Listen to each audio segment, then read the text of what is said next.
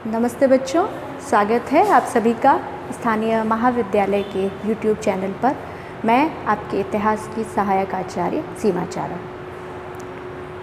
कल अंतिम वर्ष की कक्षा में सहायक संधि पर जो हम चर्चा कर रहे थे, जो मैं बात आपको बता रही थी, समयाभाव के कारण वो पूरी तरह से स्पष्ट नहीं कर पाई। आज इस टॉपिक को अपन पूरा करने का प्रयास करते हैं। संक्षेप में सहायक संधि जो है, इसको वेलेस्ली से हम जोड़ते हैं, जो कि बंगाल के गवर्नर जनरल थे।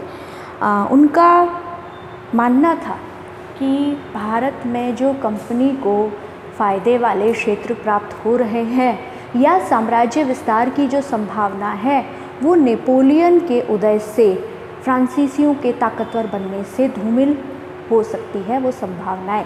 इसलिए ईस्ट इंडिया कंपनी को प्रॉफिट में लाने के लिए, आगे बढ़ाने के लिए उसने भारतीय राज्यों से सहायक संधि शुरू की थी। इस संधि की मुख्य शर्तें कल बताई थी, वैसे वापस से दोहरा देते हैं। एक तो शर्त ये थी कि हर राज्य जो सहायक संधि करेगा उसमें व्यय भारतीय राज्य देंगे और सेना वहाँ पर कंपनी की नियुक्त की जाएगी। ये सेना राजा के आंतरिक और बाहरी दोनों ही शत्रुओं से रक्षा करने वाली थी। साथ ही दरबार में एक अंग्रेज़ रेजिडेंट तैनात रहना था और भारतीय राज्य मित्र या शत्रु इनसे पूछकर बनाएंगे ईस्ट इंडिया कंपनी से, ब्रिटिश ईस्ट इंडिया कंपनी से। और सबसे जो महत्वपूर्ण शर्त थी, फ्रांसीसियों का भय इसी में था कि किसी भी यूरोपियन को नियुक्ति देने से पहले कंपनी से राजाओं को अनुमति देनी पड़ेगी। तो भारतीय राजाओं को तो ये लगा कि उनका फ़ायदा हो रहा है, ये अच्छी सेना दे देंगे, प्रशिक्षित, अनुशासित, बिल्कुल प्रोफेशनल सेना उनको मिल रही है। लेकिन वो ये नहीं समझ पाए कि उन्होंने जो है अपने पैसे पर गुप्तचर नियुक्त अपने राज्य में कर दिए हैं। अब इसका दो पहलुओं से हम आज चर्चा करेंगे कि इस संधि से कंपनी को क्या लाभ थे, क्या नुकसान थे। नुकसान तो थे ही नहीं, लाभ ही थे। और भारतीय राजाओं को, भारतीय नरेशों को, स्टेट्स को, उनके राज्यों को क्या नुकसान होने वाले थे और अगर कोई लाभ था तो वो कितना था। सबसे पहले कंपनी के परिप्रेक्ष्य में अपन बात कर लेते हैं।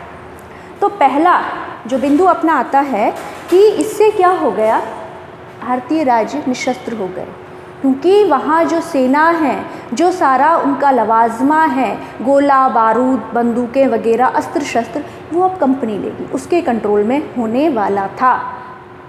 राज्य क्या हो गए, निशस्त्र हो गए। अगर कभी कंपनी और राज्य का कुछ टकराहट होती, तनातनी होती, तो भारतीय राज्यों के पास झुकने के अलावा कोई भी मार्ग अब रहने वाला नहीं था। दूसरा था, हो सकता था कि भारतीय राजे रजवाड़े आपस में संघ बनाकर कंपनी से लड़ते, तो इसकी सारी संभावनाएं खत्म हो गई, क्योंकि राज्यों की विदेश नीति अब पूरी तरह से कंपनी के अधीन हो गई थी। ये हो गया। दूसरा बिंदु है ईस्ट इंडिया कंपनी। अपन बात कर रहे हैं British east India company, French भी थी, डच भी थी, सब थी, लेकिन अपन यहाँ ब्रिटिश ईस्ट इंडिया कंपनी की बात कर रहे हैं। इसको भारतीय राज्यों के व्यय पर एक बहुत बड़ी सेना मिल गई, जो उसके आड़े वक्त में युद्ध के समय काम आ सकती थी। तीसरा बिंदु है कि जब युद्ध होता है तब कुछ ऐसे इलाके होते हैं जो कि सामरिक रूप से, अस्त्र शस्त्र के हिसाब से, रक्षा के लिहाज से बहुत महत्वपूर्ण होते हैं। जैसे कहा जाता है कि जो पहाड़ी, अगर आस पड़ोस में सारा मैदान है और पहाड़ी इलाका है, तो आसानी से सारे मैदान पर नज़र रखी जा सकती है। ऐसे इलाके जो होते हैं सामरिक रूप से महत्वपूर्ण माने जाते हैं। तो उन सारे इलाकों पर अब कंपनी का कब्जा हो गया था। तो अगर किसी राज्य से या किसी कंपनी से उसका युद्ध होता तो वो फ़ायदे की स्थिति में ज़रूर रहती। अगला है कि जब युद्ध होते हैं तो जिस शक्ति की तरफ से युद्ध होता है, अस्त्र शस्त्र मंगवाए जाते हैं, एक्स्ट्रा सैनिक भर्ती किए जाते हैं, उनको लाना ले जाना, इसका बहुत बड़ा खर्चा होता है। तो वो खर्चा अब कंपनी को नहीं करना था, खर्चा कर रहे थे भारतीय स्टेट्स, भारतीय राजा, भारतीय राज्य। दूसरा, अब युद्ध जहाँ हो रहे हैं, क्योंकि कंपनी ने अभी तक बंगाल, बिहार, उड़ीसा, बांग्लादेश और मैसूर तक ही पैर पसारे हैं। अब जहाँ भी युद्ध हो रहे हैं उनके राज्य क्षेत्र से बहुत दूर है, तो उनके यहाँ नुकसान की आशंका कम थी। खेती बाड़ी जो तबाह होना था, व्यापार उद्योग धंधे चौपट होना, वो सारा उसकी रिस्क ही ख़त्म हो गई। ठीक है। अगला जो है, नेपोलियन के उदय से फ्रांस जो है विश्व में एक बहुत बड़ी शक्ति बन करके उभर रहा था इस युग में।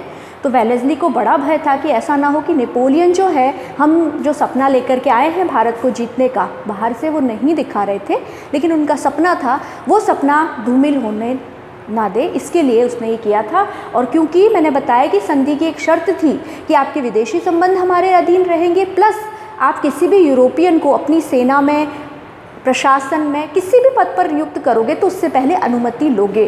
तो फ्रांसीसी अब राज्यों से संपर्क, कांटेक्ट बिल्कुल नहीं बना सकते थे। अगला बिंदु है मध्यस्थ की भूमिका। यहाँ मैं कह रही हूँ कि कभी कभी नरेशों में, राज्यों में भी आपसी सीमा विवाद, व्यापार विवाद, नदी विवाद, कई सारे तरह के विवाद होने की संभावना रहती है। तो वहाँ मीडिएटर या मध्यस्थ कौन रहना था? East India company. वो एक मध्यस्थ की भूमिका निभाने वाली थी। वो तो कहेगी हमारे लिए तो आप दोनों समान ही हैं। इस तरह से भारतीय राजनीति में कंपनी की भूमिका अब और अधिक महत्वपूर्ण होती चली गई। एक शर्त थी कि दरबार में या राजधानी में एक ब्रिटिश रेजिडेंट रखा जाता था। ये रेजिडेंट, कहा तो ये गया कि आपके विदेशी संबंध आप किसी से बना न लें, इसलिए हम रख रहे हैं, लेकिन वास्तविकता ये थी कि ये प्रशासन में पूरा हस्तक्षेप करने लग गए।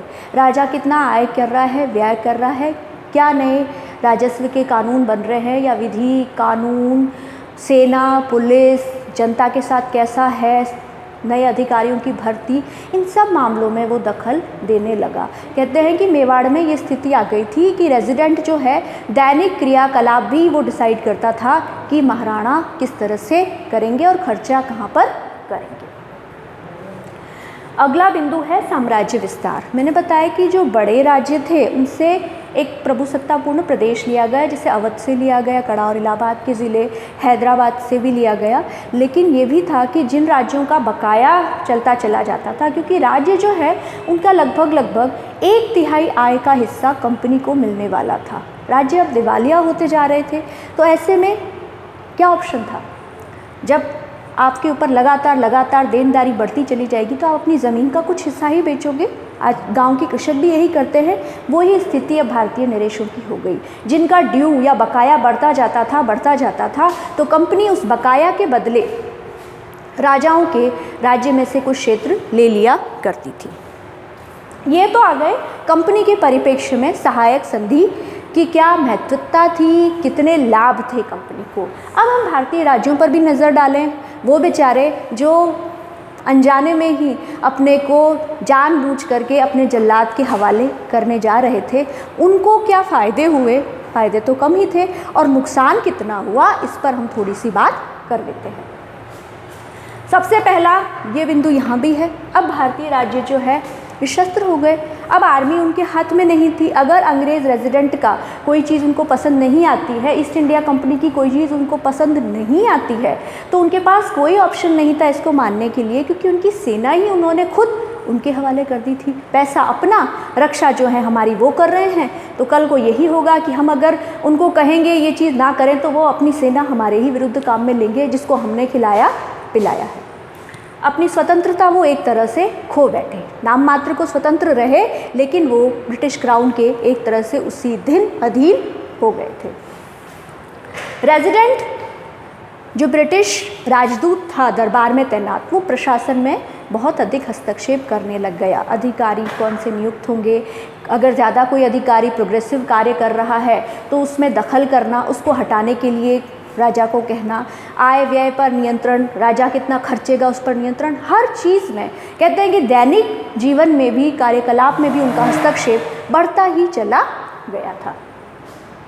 एक बिंदु ये है, राज्यों के हिसाब से फ़ायदा नहीं है, लेकिन राजाओं को बड़ा फ़ायदा है। बच्चों, इतिहास में जब जब कोई राजा ऐसा हुआ है जो कमज़ोर था, जैसे मौर्य सम्राट देखा, बृहद्रथ कमज़ोर था तो उसको पुष्यमित्र शुंग ने हटा दिया। अगर कोई राजा बहुत ज़्यादा उत्पीड़क था, प्रजा को बहुत तकलीफ़ दिया करता था, धनानंद का उदाहरण हमारे सामने है, तो उसको चंद्रगुप्त मौर्य ने हटवा दिया। कहीं ना कहीं प्रजा ने उसको सहयोग दिया। लेकिन यहाँ जो है, चाहे राजा कमज़ोर हो चाहे उत्पीड़क हो, हर राजा की कंपनी ने रक्षा की, तब तक जब तक कंपनी के हित और उसके हित आपस में टकरा नहीं गए। और कई प्रोग्रेसिव राजा जो कंपनी के विरुद्ध जाकर अपनी प्रजा के लिए कुछ करना भी चाहते थे, तो उनके लिए अब ऐसा करना संभव नहीं रह गया। अंतिम बिंदु है भारतीय राज्य दिवालिया होने के कगार पर आ गए। मैंने बताया है कि लमसम राज्य की जितनी आय होती थी उसका 1/3 हिस्सा कंपनी को इस सहायक संधि के लिए दिया जाता था, सेना रखने के लिए दिया जाता था। तो ये जो है बकाया बढ़ता चला जाता था, इसको माफ़ी की कोई गुंजाइश नहीं थी। ब्रिटिश कानून, ब्रिटिश वाणिज्य जो सोच है वो माफ़ी की गुंजाइश से इनकार करता है। तो धीरे धीरे राज्यों पर क्या होता था, देनदारियाँ बढ़ती चली जाती थी, बकाया बढ़ता चला जाता था, राज्य दिवालिया होने लग गए। इन राजाओं ने अपनी प्रजा पर बहुत ज़्यादा टैक्स लगा दिए। तो आखिरकार इन दोनों की, दो पार्टों के बीच में जो देशी राज्यों की जनता थी वो पिसती ही चली गई। उनका शोषण इंग्लिश जो स्टेट्स थे उनके बनिस्बत ज़्यादा हो रहा था। इसका खामियाजा सबसे ज़्यादा अगर किसी को उठाना पड़ा तो इन देशी राज्यों की प्रजा को है, आम लोगों को उठाना पड़ा। बच्चों, जितना मुझे लग रहा है कि इस टॉपिक से संबंधित महत्वपूर्ण बिंदु है वो मैंने आज आपके सामने स्पष्ट करने का एक छोटा सा प्रयास किया है। मैं उम्मीद करती हूँ कि ये जो 2 लेक्चर हैं सहायक संधि के, इसके बाद आपके कॉन्सेप्ट इस मामले में क्लियर हो गए होंगे। नोट्स एक आध दिन में मैं आपके साथ PDF फाइल जो है नोट्स की वो शेयर कर दूंगी। कुछ दिक्कत आ रही है तकनीकी, उसकी वजह से मैं नहीं कर पा रही हूँ। एक आध दिन में मेरा पूरा प्रयास रहेगा कि अब तक जो पढ़ाया है उसके नोट्स आपके साथ शेयर करूँ। और मैं उम्मीद करती हूँ कि जितना मेहनत से हम सब कर रहे हैं उतनी ही मेहनत आप भी कर रहे होंगे अपने विषयों के प्रति, ताकि पास होना या नंबर अच्छे लाना ही हमारा उद्देश्य नहीं हो। उस सब्जेक्ट पर, जो विषय आप ग्रेजुएशन में ले रहे हैं, उस पर इतनी अच्छी ग्रिप हो कि वो आपके लिए भविष्य में फ़ायदेमंद हो। यही हमारा उद्देश्य है इन लेक्चर्स को बनाने का। इतना ही कहकर मैं अपने शब्दों को विराम दूंगी। जय हिंद, जय भारत।